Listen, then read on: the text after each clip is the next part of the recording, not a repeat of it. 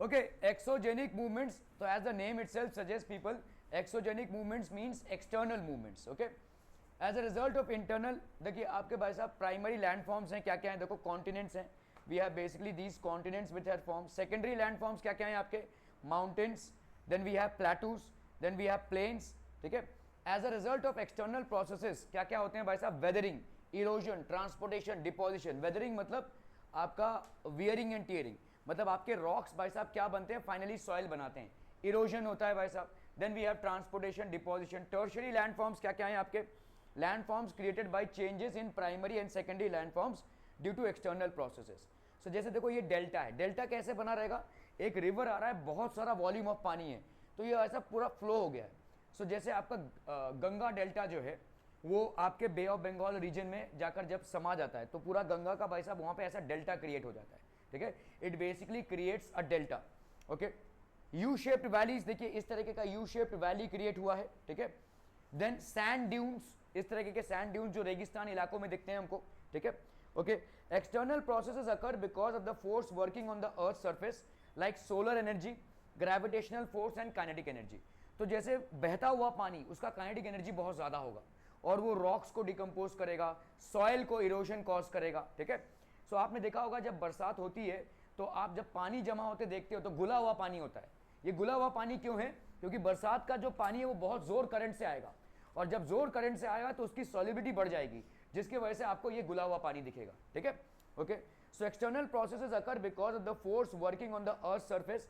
बहुत सारे फोर्सेस एक अर्थ सरफेस पे काम करते हैं, जैसे हो गया आपका solar energy, so this is basically a force that is solar energy, gravitational force and kinetic energy। gravitational force जैसे झरना होता है, बहुत ऊपर से भाई साहब झरना जो गिर रहा है उसको कौन खींच रहा है, ग्रेविटेशनल फोर्स। ठीक है, so these are external forces.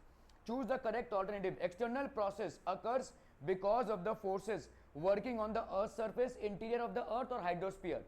So working on the earth surface, earth के सरफेस एग्जिस्ट करते हैं और उनके चेंजेस होते हैं, उनको अपन क्या बोलते हैं, these are known as external processes or exogenic movements। land formed on the earth surface as a result of dash movements are called primary and secondary landforms, external, internal or surface। so this is basically internal। okay? because of the external process the primary and secondary landforms give rise to the preliminary, secondary or tertiary, there will be tertiary landforms। okay? Answer in one sentence, how do exogenic or external processes occur? Exogenic or external processes occur because working on the earth surface like solar energy, gravitational force and kinetic energy associated with moving objects. तो भाई साहब जैसे avalanche आ गया तो avalanche अपने साथ पूरा मालवा लेकर आएगा। अगर हो गया, अगर जो कर रहे हैं ये सब ऐसे हैं जिसकी काइनेटिक एनर्जी बहुत हाई होती है और जिससे बहुत बड़ा चेंज हो जाता है। Okay, weathering, a natural phenomena of breaking और weakening of rocks is called weathering. आपका जो सॉइल बना है ये टाइम पे बड़ा रॉक है, okay, today is not in its format, it's taken millions of years for 1 centimetre of soil and this has happened in constant weathering of rocks. ठीक है, मैकेनिकल वेदरिंग ये जिसको हम physical dominant in arid climate में होता है, process temperature due to increase of temperature the minerals in the rock expand. अब rocks के अंदर से मिनरल्स होते हैं, लोहा होता है, तो ये भाई साहब एक्सपैंड करेंगे फिर कॉन्ट्रैक्ट करेंगे, एक्सपैंड करेंगे कॉन्ट्रैक्ट करेंगे, इससे अंदर ही अंदर रॉक क्या होता है, वीक होता जाएगा, the rock will become weak from inside। okay, there is a constant expansion and contraction, some minerals expand while others do not expand। तो कुछ ऐसे minerals होते हैं जो expand करते हैं, जो expand नहीं करें। okay, tension from the rock also increases as a result develop in the rocks and धीरे-धीरे क्रैक होते रहेंगे, they are going to break। ठीक है, पानी ब्रेक। फ्रॉस्ट, देखिए जैसे ऐसा फ्रॉस्ट जो होता है, फ्रॉस्ट मतलब होता है पानी। ठीक है, ये पानी समझ जाता है, आपने कभी फ्रिज में किसी बोतल को रखा हुआ है, फ्रिज में समझ लीजिए बोतल है, ठीक है, और अगर ऐसे ही शेप ऐसा है, देखो बोतल को रखने के लिए मतलब इस तरीके का शेप है, ये पानी पूरा जाकर फिर आगे तो आपको अगले दिन साथ बोतल लेगा बिकॉज़ ऐसे एक्सपैंड कर जाएगा और ये बोतल भी एक्सपैंड करेगी। तो ऐसा होगा बस जब वाटर इसमें वर्क होता है इट एक्सपैंड्स। ठीक है, इट एक्सपैंड्स। तो इस तरह से इन क्रैक्स में जो वाटर जाता है और ठंडी एरिया है तो यहाँ पे वैसा बर्फ जब बनेगा तो एक्सपैंड करेगा तो बहुत ज्यादा फोर्स क्रिएट करेगा इन क्रैक्स में and the cracks in the region where the temperature below 0 degrees Celsius for quite some time, the water accumulates in the cracks and crevices in the rocks gets freezed।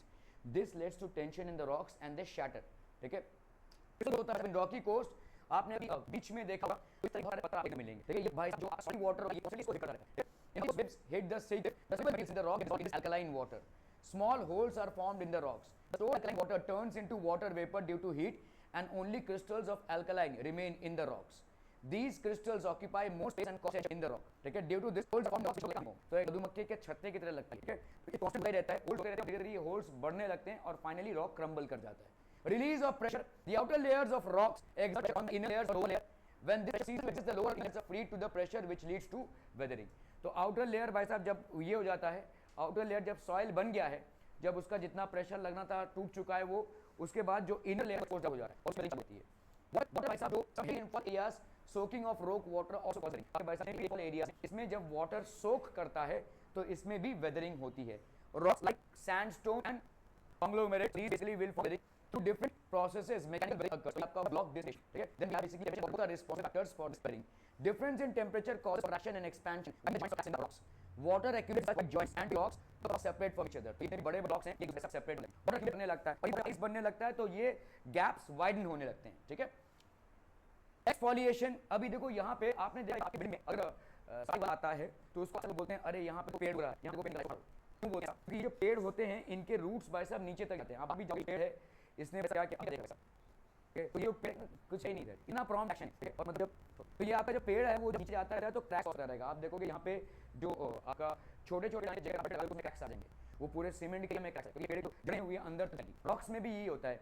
Rocks के ऊपर उनके roots वो तो बस नीचे अंदर आते हैं, रूट्स अंदर मूवमेंट में प्रेशर क्रिएट करेंगे, इसी प्रेशर से रॉक देंगे. सो दिस इज आल्सो इसको बोलते हैं exfoliation. The exposed part of the rock is more than inner part as well outer layers of the rock fall. So outer layer जो है वो फॉल हो जाएंगे. ये आपके भाई साहब grain grains when water penetrates rocks like sandstone conglomerate particles that will separate from the main rock is called weathering.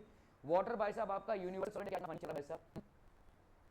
Water एक यूनिवर्सल सॉलिड है, dissolves almost every substance to some extent. ठीक है? Rock mixture many solid minerals can do a water solution form leads to increased solubility of materials which do not dissolve easily. weathering of the following process. एक आपका carbonation, carbon dioxide in the air mixed in water due to carbon dioxide gas. तो आपने सारा accident होता है obviously क्योंकि atmosphere में carbon dioxide है और रेन क्लाउड से है that gas with carbon dioxide to form carbonic acid. Minerals like limestone get easily dissolved in such acids. Some minerals in the rock dissolve water. Limestone due to chemical precipitation between water and algae. For example, calcite in water ammonium इस तरह का आप क्या लेगा इस तरह का पेमेंगे. ठीक है? ये ओके वैसे होता है. limestone again undergoes chemical weathering and algae in the rock dissolve and make them brittle. Oxidation होता है भाई साहब. ये रॉक्स में आयरन होता है. रॉक्स में आयरन होता है जैसे आपके आयरन होती है वैसे रॉक्स में जो होता है उनकी होगी. So iron in rocks contact water and chemical takes place between iron and oxygen. Reddish layer called on the rocks mainly occurs in the areas with high rainfall. Biological weathering as trees में roots आते हैं. As the roots grow bigger, they create rocks and start breaking them. So weathering also occurs due to growth of algae, moss, and other flora rocks. अगर देखो ये सब माइक्रोऑर्गेनिज्म्स हैं. Algae हो गया भाई साहब, मॉस, ठीक है, लाइकेन जिससे लिटमस बना, ये चीजें भी जब रॉक्स होती हैं तो धीरे-धीरे बढ़ सकती हैं. ठीक है? Ants make large ants, तो ants भी भाई साहब रॉक्स में ऐसे बड़े-बड़े ant hills बनाते हैं. अगर आप लाभ तो ढंग है क्योंकि अंदर इसने खोखला दिया है. अंदर ही इन्होंने अपना घर रखा है तो ये पूरा रॉक खोखला है. थोड़ा सा अगर पानी डालेंगे थोड़ा सा रहेगा ही नहीं, गिर जाए. ठीक है? Ants make ants. Burrowing animals like rat, mice, rabbits and other worms and insects make burrows in the ground which leads to weathering. ये लोग भी भाई साहब अपना घर बनाते हैं और ये रॉक्स को तोड़ते रहते हैं तो ये weathering होता रहता है. Mass movement when weathered particles move down to the process is called mass movement. Mass moves. Probably is more in the region humid climate and steeper slopes. आपको ये जैसे लैंडस्लाइड आप सुनोगे जैसे वायनाड में अभी कुछ दिनों पहले हुआ है. ठीक है? ऐसे पहाड़ी एरियाज में बहुत ज़्यादा रेन होता है तो इतना ज़्यादा सोक हो गया है, इतना ज़्यादा पानी से ये भीग गया है कि इसकी वेट बहुत ज़्यादा हो गई है. ठीक है? नीचे आ जाए. एक गुड़ी में आपने रेती भरा हुआ है, उसका एक रहेगा रेती कर रहा है, उसको सोक कर रहा है. तो यहाँ पे ये पानी सोक कर रहा है. So what happens, it will slide. तो ये लैंडस्लाइड होते हैं. Probability is more in the region having humid climate and steep slopes. Movements like upsides, land subsidence occur. For example, the mudslide at Malin village in Pune district. तो यहाँ पे देखो mudslide हुआ था. mudslide बहुत बड़े पैमाने पे जो मलबा है is coming down. Also, earthquakes. ठीक है? So movements अगर यहाँ पे dry climate and soil is commonly तो धीरे-धीरे ही होता रहेगा. धीरे-धीरे नीचे आएगा. Small layers of soil accumulate because of the movement of soil. This is called soil function. Erosion था यहाँ पे. अभी इरोजन मतलब जो टॉप लेयर ऑफ सॉइल है वॉश अवे हो जाए से और वाटर से हो जाए. Okay, define natural phenomena of breaking और weakening of rocks called weathering. क्या हो जाएंगे? Weathered particles move down to gravity. Types of weathering, chemical weathering and biological weathering. Granular weathering occurs in this type of rock में sandstone and concrete. This is universal water. ठीक है? Okay, erosion occurs through this wind, water, ठीक है, run water, glaciers, सी water, ground water. इससे आप ऊपर का top layer रहेगा. Identify the type weathering from the given description. Layers rocks part make rock chemical weathering. The rocks ये आपका chemical क्योंकि आपके रॉक में जो आयरन कंटेंट है वो एक्सपोज्ड है और उसमें रस्टिंग होगी तो that is chemical weathering. Some animals live inside the grounds by making. ये किस टाइप का होता है? Biological weathering. Right, whether the statements are true or false. Correct it once. Mechanical weathering happens on a large scale in dry climate. Laterite rocks formed through exfoliation. This will be false. Laterite rocks are formed through oxidation. ठीक है? Weathering mass movements में क्या क्या natural phenomenon weakening of rocks is weathering, the process of downward of the dirt particle due to gravity, mass spacing, mass movement, weathering every types. Mechanical, chemical and biological mass movements occur in two ways: rapid movement and slow mass movements. While mechanical weathering is dominant in arid climate, humid climate, biological weathering occurs due to living organisms. Rapid mass which occurs in regions having humid climate and steeper slopes, whereas slower mass movements occur in regions with dry climate and gentle slopes. Rapid mass movement, slow mass movement, भाई साहब ये okay differences. Mass movements which occur on steep slopes are known as rapid mass movements. Mass movements which occur on gentle slopes are speeds are known as mass movements. अगर climatic region अगर देखें, humid climate है, यहाँ पे dry climate है, weather medial. On the slope, mass movements occur in small layers of clay. So this was basically chapter. आपका भाई साहब फटाफट से कल टेस्ट अपन रखेंगे. Thank you so much for your valuable time. Just किसी को नोट करने की पड़ी नहीं है.